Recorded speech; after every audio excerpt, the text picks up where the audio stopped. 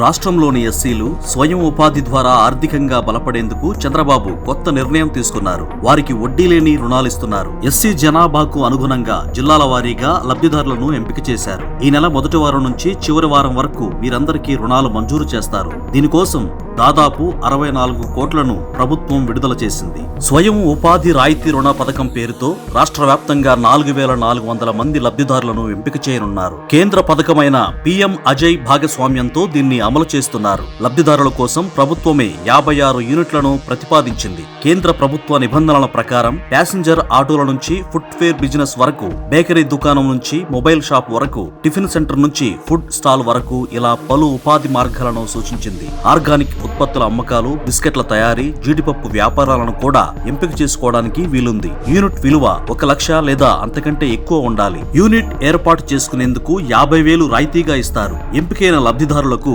బ్యాంకుల ద్వారా రుణం ఇప్పించి నెల వాయిదాల్లో చెల్లించే విధానాన్ని అమలు చేస్తారు. తీసుకున్న రుణానికి వడ్డీ భారం లేకుండా చూసేందుకు సెర్ప్ పరిధిలోని అమలవుతున్న ఉన్నతి పథకాన్ని అనుసంధానించారు. యూనిట్ విలువలో రాయితీ పోగా మిగతా మొత్తాన్ని స్వయం ఉపాధి రాయితీ రుణ పథకం కింద డ్వాక్రా సంఘాల్లోని ఎస్సీ మహిళలకు వడ్డీ లేని రుణాలుగా అందిస్తారు.